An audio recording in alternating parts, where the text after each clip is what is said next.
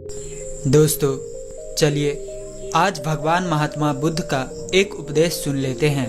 उस उपदेश के बाद स्वास्थ्य के संबंधी कुछ महत्वपूर्ण ज्ञान अर्जित करते हैं, जिसे अपनाकर आप अपने शरीर को निरोगी बना सकते हैं। हमारा शरीर बीमार रहे या निरोग रहे, ये हमारे हाथ में है। अगर हमें संपूर्ण जानकारी है तो हमारा शरीर कभी बीमार ही नहीं होगा। इसलिए इस वीडियो को पूरा देखिएगा और देखने के बाद जितनी भी जानकारी मिली है, तो अगर आपने 80% ही जानकारी अपने जीवन में, अपने पूरे परिवार में अपना लिया, तो पूरी जिंदगी आपका शरीर बीमार ही नहीं पड़ेगा, आपको कोई बीमारी नहीं होगी।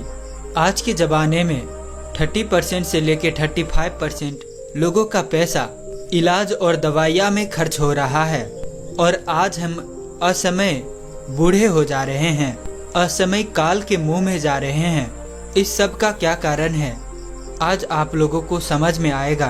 और हमारा शरीर क्यों बीमार होता है, और हमारे पास कुछ ऐसी वस्तुएं हैं, प्रकृति के वस्तु है, जिसे हम खाकर स्वस्थ और निरोग रह सकते हैं, अपने शरीर को स्वस्थ और निरोग रख सकते हैं।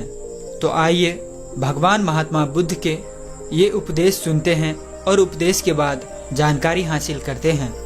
एक बार की बात है, भगवान महात्मा बुद्ध से एक व्यक्ति ने कहा कि मैं ईश्वर को नहीं मानता, आपकी क्या राय है। भगवान महात्मा बुद्ध बोले, तुम गलत हो, संसार में ईश्वर के अलावा कुछ है ही नहीं। कुछ दिन बाद दूसरे व्यक्ति ने प्रश्न किया, तथागत, ईश्वर में मेरी बड़ी श्रद्धा है, क्या मैं सही हूँ। भगवान बुद्ध बोले, ईश्वर के होने वाली बात असत्य है, इसलिए उसे मानने का प्रश्न ही नहीं उठता। यह सुनकर भगवान बुद्ध का प्रिय शिष्य आनंद सोच में पड़ गया, आखिर भगवान बुद्ध कहना क्या चाहते हैं। इस बीच एक शिष्य ने भगवान महात्मा बुद्ध से पूछा, सही सही बताइए, ईश्वर है या नहीं।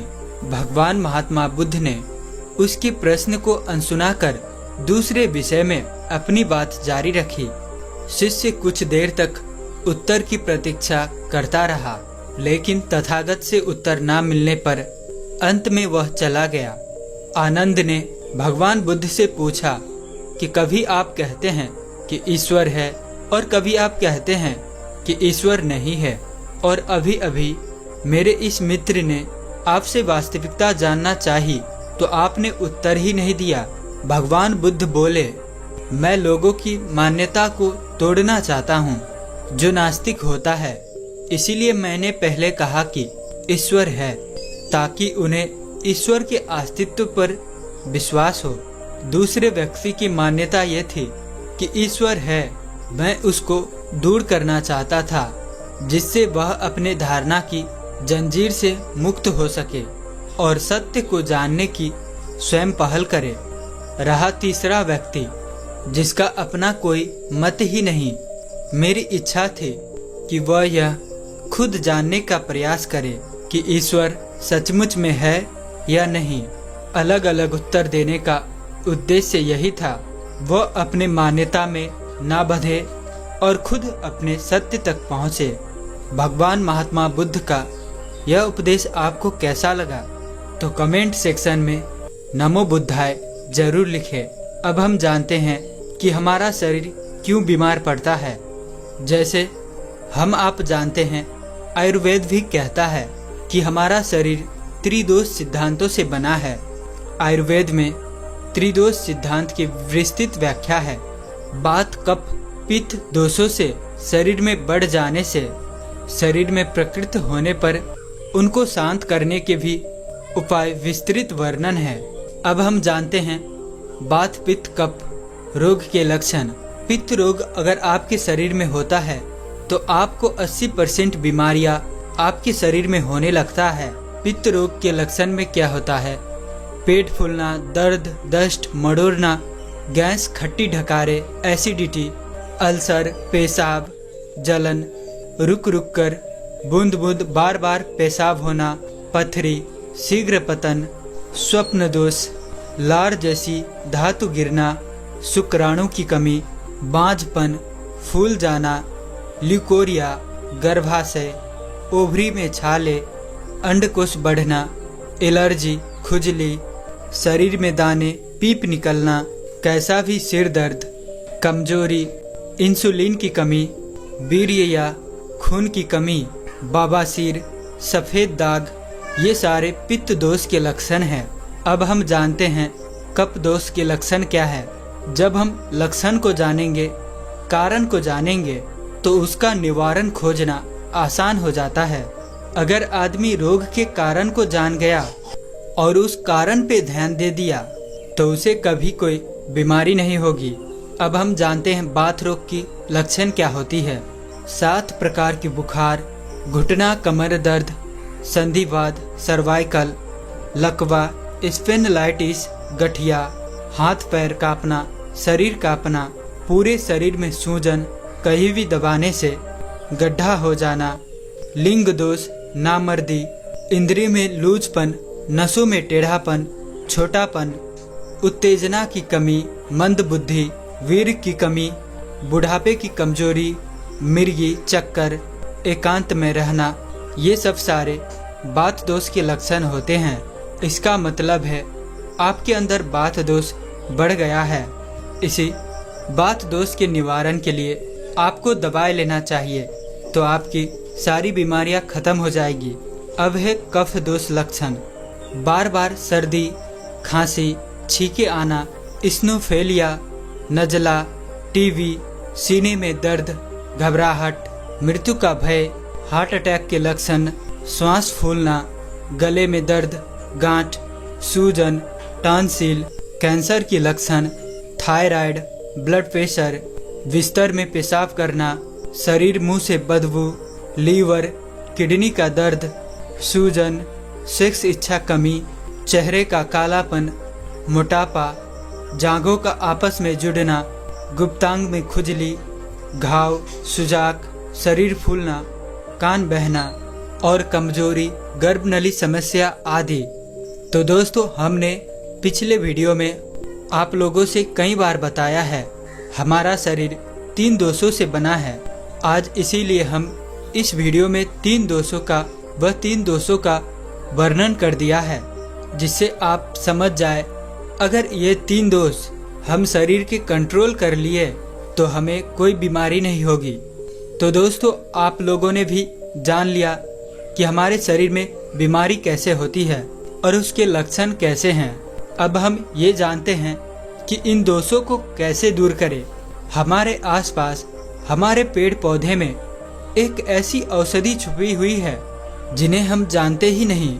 अगर हम उन औषधियों को अपने डेली रूटीन में, अपने दिनचर्या में शामिल कर लेते हैं तो 100% गारंटी है कि हमें कभी कोई बीमारी ही नहीं होगी। तो आज आप लोगों को ऐसे 2 चीजें बताने वाले हैं। इन दोनों चीजों के 4 पत्ते अगर आप खाना शुरू कर दिए तो भविष्य में कोई बीमारी नहीं होगी। और इसके लिए आपको कुछ नियमों का पालन भी करना होगा। जैसे पिछले भी वीडियो में हम चर्चा करे हैं कि आपको सुबह मॉर्निंग में उठना है, ब्रह्म मुहूर्त में उठना है। इस समय जो ब्रह्मांड से, जो प्रकृति से हमारे ओर ऊर्जा मिलती है वो एकदम निर्जल, स्वच्छ होते हैं। जब हमारे शरीर को स्पर्श करती है तो हमें एक सकारात्मक ऊर्जा मिलता है, हमें एक शुद्ध ऑक्सीजन मिलता है जो हमारे शरीर के लिए जरूरी है। अब 4 से 5 बजे उठने के बाद हमें क्या करना है? 2 से 3 गिलास बासी मुंह निराहार, मुंह को साफ नहीं करना है। मुंह में जो ये लार लगी हुई है इसी के साथ 2 से 3 गिलास पानी पीना है, गुनगुना पानी पीना है। जब हम 2 से 3 गिलास गुनगुना पानी पिएंगे तो रात का सारा टॉक्सिक जो विषाक्त होगी वो पानी के साथ, लार के साथ जाएगी और पेट पूरा साफ हो जाएगा, पेट हमारा सही होगा। अब हमें सुबह उठने के बाद बाहर निकल जाना चाहिए टहलने के लिए। अगर हो सके तो नंगे पांव जाइए और ऐसे स्थान पर जाइए जहां मिट्टी हो, घास हो। घास और मिट्टी पर आसमान के जो ओस की बूंदें गिरी होती है, वही ओस की बूंदें हमारे शरीर को एक अलग ऊर्जा देती है, क्योंकि हम जमीन से जुड़े होते हैं। हमारा शरीर मिट्टी और पानी तत्वों से बनी होती है, तो जब हम मिट्टी के स्पर्श में जाते हैं तो हमारा शरीर में एक अलग ऊर्जा का संचार होता है। तो इस ढंग से हमें टहलना चाहिए और 5 बजे से 7 बजे तक 2 घंटे, इस 2 घंटे अपने शरीर को तोड़िए मरोड़िए, योगा करिए, एक्सरसाइज करिए, मॉर्निंग वॉक करिए। और मॉर्निंग वॉक की जो चाल होगी वो खूब तेज होगी, कम से कम 1 मिनट में 60 कदम होनी चाहिए। इस हिसाब से 5 से 6 किलोमीटर डेली वॉक करिए। मॉर्निंग वॉक करने के बाद सूर्य की तरफ मुख करके बैठ जाइए। अब जो सूर्य की किरणें आपके शरीर पर पड़ेगी, ये सूर्य की किरणें आपके शरीर को एकदम मजबूत बना देगी। सूर्य की किरण में कैल्शियम, विटामिन सब कुछ पाया जाता है। जो 15 से 20 मिनट तक सूर्य की धूप में बैठते हैं उन्हें कभी गठिया, वाई बतास नहीं होता, हड्डी से संबंधित कोई रोग नहीं होते। अब सूर्य की तरफ मुंह करके वहीं कहीं छांव में बैठ जाइए और योगा प्राणायाम करिए, नाड़ी शोधन योगा करिए, जिसे हम आज की भाषा में कपालभाति भी कहते हैं। अनुलोम विलोम करिए। 2 एक्सरसाइज जरूर करना। ये 2 एक्सरसाइज रोज करना। अगर 10-10 मिनट ये एक्सरसाइज अगर आपने कर लिया तो भविष्य में कोई बीमारी नहीं होगी। उसके बाद आप शीर्ष आसन और कुछ मन की शक्ति के लिए आंखों की एक्सरसाइज करना चाहिए और ध्यान लगा के बैठ जाना। मेडिटेशन, ध्यान लगाकर आप 10 मिनट बैठ जाइए और इस समय अपने शरीर पर पूरा ध्यान दीजिए, कुछ मत करिए। अब इस सारे प्रक्रिया अपनाने के बाद अब आप अपना घर पर जो कुछ नाश्ता पानी करना है, भोजन करना है, करिए। और अगला नियम है जो खाना खाते समय कभी बीच में पानी मत पीना। अगर आप खाना खाते समय पानी पीते हैं तो आपका बात रोग बढ़ जाएगा। बात रोग क्यों बढ़ जाता है? जब आप खाना खाते हैं तो आपके पेट में जैसे पहला निवाला जाता है, पेट में जैसे ही जाता है वहाँ अग्नाशय, जिसे जठरा अग्नि कहते हैं, वहाँ से अग्नि प्रज्वलित होती है, एसिड बनती है। वही एसिड हमारे खाने को पचाती है और जैसे ही आपने एक घूंट पानी पिया वो एसिड बनना बंद हो जाएगा। जब एसिड बनना बंद हो जाएगा तो आपका खाना पचेगा नहीं और पेट में खाना सड़ने लगेगा। और जब खाना सड़ता है तो 80 तरह की बीमारियां होती है। गैस, एसिडिटी, अपच, तमाम तरह की बीमारियां होगी। और तब आपका क्या होगा? पेट खराब हो जाएगा, पैंक्रियाज खराब हो जाएगा। आपने जो कुछ भी खाया है वो आपके शरीर में नहीं लगेगा। जब आपके शरीर में नहीं लगेगा तो आपके शरीर को न्यूट्रिएंट्स, प्रोटीन्स, विटामिन नहीं मिलेंगे, तो इसी से शरीर में तमाम तरह की बीमारियां होंगी। अब उस प्रोटीन, न्यूट्रिएंट्स, विटामिन के लिए आप क्या करेंगे? दवाइयाँ खाएंगे। दवाई खाएंगे तो आपका शरीर और साइड इफेक्ट होगा। तो इसलिए खाना खाते समय हमें पानी नहीं पीना चाहिए। अब ये बात उठती है कि खाना खा के कितनी देर बाद पानी पिए? खाना खाने के 2 घंटे बाद पानी पीजिए, क्योंकि जब खाना आप खाते हैं तो 1 घंटे तक आपके पेट में एसिड बनता है और 1 घंटे से वो 1.5 घंटे तक खाने को पचा देता है। अब जब 1 से 1.5 घंटे बाद आप पानी पिएंगे तो आपका खाना ठीक से वो पच जाएगा, अपच नहीं होगा। तो इसलिए खाना खाने के 1.5 घंटे बाद ही पानी पीजिए। और अगला नियम है जो हमेशा सात्विक भोजन करना चाहिए। सात्विक और पौष्टिक भोजन और सीजन वाइज भोजन करना चाहिए। हरी साग सब्जी, पके फल फूल जो सीजन वाइज होती है खूब जमकर खाइए और सीजन के विभिन्न फल फूल खाइए। सीजन वाइज फल फूल खाएंगे तो आपका शरीर निरोगी बना रहेगा। और एक चीज, अगली जो प्रक्रिया है, भूख से हमेशा 80% ही खाना खाइए। 20 से 30% भूख से कम खाना चाहिए। जब कम खाना खाएंगे तो खाना वो आपका ठीक से डाइजेस्ट हो जाएगा, पच जाएगा। और जब ज़्यादा खाएंगे तो उस खाने को पचाने के लिए लीवर को बहुत ज़्यादा मेहनत करना पड़ेगा। शरीर के हर अंग को ज्यादा मेहनत करना पड़ेगा और वो खाना पचेगा नहीं, वो खाना सड़ जाएगा। इसीलिए हमें हमेशा याद रखना है, खाना हमको हल्का खाना है। खाना खाते समय पानी नहीं पीना है और जहाँ तक हो सके आप रात का खाना सूर्य अस्त होने से 2 घंटे पहले कर ले। अगर ये मुमकिन नहीं है, कर नहीं सकते, तो 8 बजे तक अवश्य खा ले। अब खाना जब 8 बजे खा लेंगे तो खाना खाने के 2 घंटे बाद ही सोना चाहिए। आप 10 बजे सोने जाइए। आपने जो खाना खाया है वो पच जाएगा, अपच नहीं करेगा। इन नियमों का पालन करिए। 10 बजे सोने का प्रयास करिए। जब आप 10 बजे सो जाएंगे तो सुबह आपका ऑटोमेटिक 4 से 5 बजे तक में नींद खुल जाएगा। आपको पूरा 2 घंटे का समय मिल जाएगा अपने शरीर को सुधारने के लिए, योगा एक्सरसाइज करने के लिए। जो 2 घंटे डेली योगा एक्सरसाइज करता है उसे कभी कोई बीमारी नहीं होगी, भविष्य में कोई भी बीमारी नहीं, छोटी बड़ी कोई भी बीमारी नहीं होगी। ये प्रकृति का नियम है। अब हम जानते हैं, मान लीजिए आप ये प्रक्रिया कर रहे हैं, उसके साथ साथ हमारे जो प्रकृति में है जो चीजें पाई जाती हैं, कुछ पेड़ पौधे पाए जाते हैं, उनकी कुछ पत्तियां हमारे जीवन में बहुत ही अमूल्य होती है, जीवन के लिए अमृत वरदान है। अगर हम इन पत्तियों का अपने जीवन में प्रयोग कर लेंगे तो हमें कोई बीमारी नहीं होगी। तो चलिए जानते हैं कौन सी पत्ती है। पहली पत्ती है नीम की पत्ती।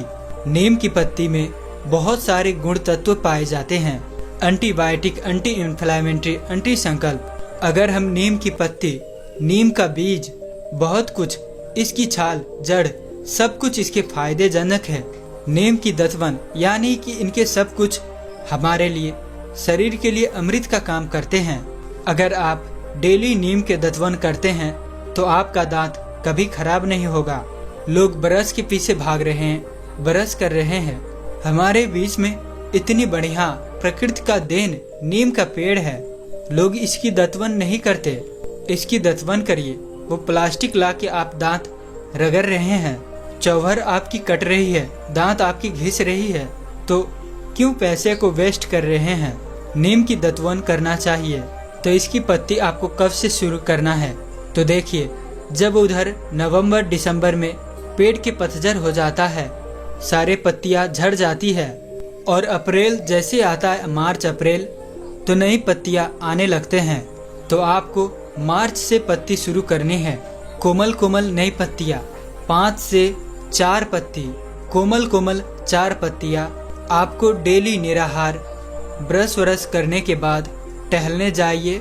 4 कोमल कोमल छोटी छोटी पत्तियां नीम की तोड़िए और इसे चबाकर खा लेना। पानी उनी नहीं पीना है। अब कब खाना है? मार्च, अप्रैल, मई, जून, 4 महीने आप खाइए। 5 से 6 पत्ती डेली खाइए। इसके खाने के बाद आपको पानी नहीं पीना है, कुछ भी 1 घंटे तक नहीं खाना पीना है।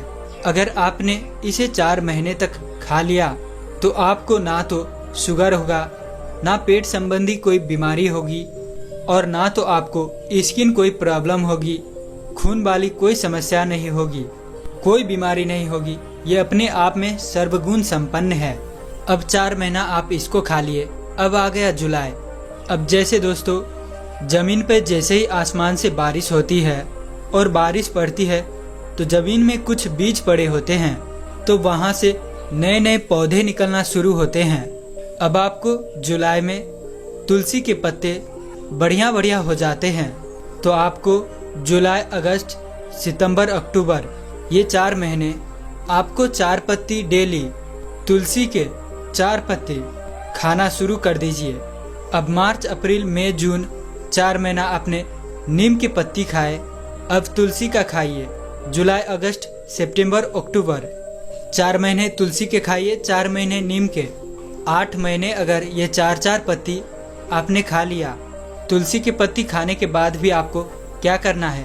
पानी उन्हें कुछ भी नहीं पीना है 1-1.5 घंटे तक। अगर आपने ये दोनों पत्ती का प्रयोग कर लिया साल में 8 महीने, तो आप लिखित ले लीजिए, 100% गारंटी है, कोई बीमारी नहीं होगी। आपको जीवन में एक टैबलेट भी नहीं खाना पड़ेगा। और ये मैं कोई वैसे ही नहीं बोल रहा हूँ। ये प्रूव किया गया है, ये प्रमाणित करा गया है और इस उम्मीद से आपसे साझा कर रहा हूँ कि आप लोग इसे ज़्यादा से ज़्यादा फॉलो करेंगे और स्वस्थ रहेंगे, क्योंकि अच्छी जानकारी शेयर करना, अच्छी जानकारी लोगों तक पहुँचाना हर एक सामाजिक आदमी का कर्तव्य होता है। तो दोस्तों, इस उपदेश को सब तक पहुँचा दे। तो 4 महीने तुलसी खा लिए और 4 महीने नीम पत्ते खा लिया, कभी कोई बीमारी नहीं होगी। तुलसी की पत्ती हमारे लिए अमृत है। अभी इस कोरोना आया था 2 साल पहले। इस कोरोना काल में तुलसी ड्रॉप, तुलसी दवाएं बहुत बिके, जबकि ये आसपास आपके घर के आजू बाजू में पड़े हैं, आपके घर में हैं। बहुत से लोग तुलसी को पूजन करने के लिए भी रखते हैं, लेकिन सिर्फ तुलसी पूजा ना करे, तुलसी के पत्ती को रोज सेवन करे। इसके साथ कोई छेड़खानी भी नहीं है, एकदम नेचुरल है। नेचुरल पत्ती तोड़ के खाइए। आपके आसपास पेड़ पड़ा होगा, अगर नहीं है तो किसी पौधशाला से खरीद लाइए 10 रुपए के पेड़ और एक किसी गमले में लगा दीजिए। 3 से 4 दिन बाद वो पेड़ लग जाएगा और आपको पत्ती देना शुरू कर देगा। आप 4 महीने उसी में से तोड़ तोड़ कर डेली खाइए और सब लोग खाइए, पूरा स्त्री पुरुष छोटे बच्चे सब खाइए। कोई नुकसान नहीं है, कोई साइड इफेक्ट नहीं है, कोई नुकसान नहीं करेगा, सिर्फ और सिर्फ आपको फायदा ही करेगा। इस ढंग से तुलसी के पत्ते खाना शुरू कर दीजिए। तो ये दोनों पत्ती जिसने भी अपने जीवन में उतार लिया और ये दिनचर्या जो हमने अभी बताई है, इस दिनचर्या का पालन करिए। 4 से 5 बजे सुबह उठिए, 2 से 3 गिलास पानी पीजिए, मॉर्निंग वॉक करिए, योगा करिए, खाना खाते समय पानी मत पीजिए, हरी साग सब्जी खाइए, सीजन के फल फूल खाइए, नमक मत खाइए, चीनी छोड़ दीजिए, मैदा छोड़ दीजिए, चीनी के बदला गुड़ खाइए, नमक के बदला सिंधा नमक खाइए। अगर आप ये सब करते हैं तो आपको कोई बीमारी नहीं होगी। बीमारी तो हम खुद पालते हैं, बीमारी को हम अपने शरीर में खुद लाते हैं, खुद बीमारी को घुसने देते हैं। ये आपका शरीर है, आप इसे कैसे रखना चाहते हैं ये आपके हाथ में है, किसी के और के हाथ में नहीं। तो आप खुद निरोगी रहिए और अपने पूरे परिवार को निरोगी बनाइए। और आपका ये भी कर्तव्य है, ये नहीं है कि इस नियम को आप ही पालन करिए। क्या ये घर में नियम है कि एक लोग स्वस्थ रहेंगे बाकी बीमार रहें? आप ये भी तो नहीं देख पाएंगे। इलाज तो आप ही को कराना है, तो इसलिए आप स्वस्थ रहे और पूरे फैमिली को इन नियमों का पालन कराइए। और पूरे फैमिली जब आप लोग शुद्ध हो जाए, निरोगी हो जाए, तो जाके आप इस समाज में भी, समाज का भी कुछ परोपकार कर दीजिए। समाज में भी जाइए और उन्हें भी बताइए इन नियमों को। यही हमारा उद्देश्य है और ये मेरा ही नहीं, ये एक हर इंसान के, सभी मानव जाति के उद्देश्य होना चाहिए कि सभी लोगों तक अच्छी अच्छी जानकारी पहुंचाए और कुछ भगवान महात्मा बुद्ध के उपदेश को पहुंचाए। यही हमारा, हम सभी का उद्देश्य है। तो मैं किशन शर्मा, फिर मिलते हैं आपसे किसी अगली नई वीडियो में। तब तक के लिए अपना ख्याल रखें। धन्यवाद।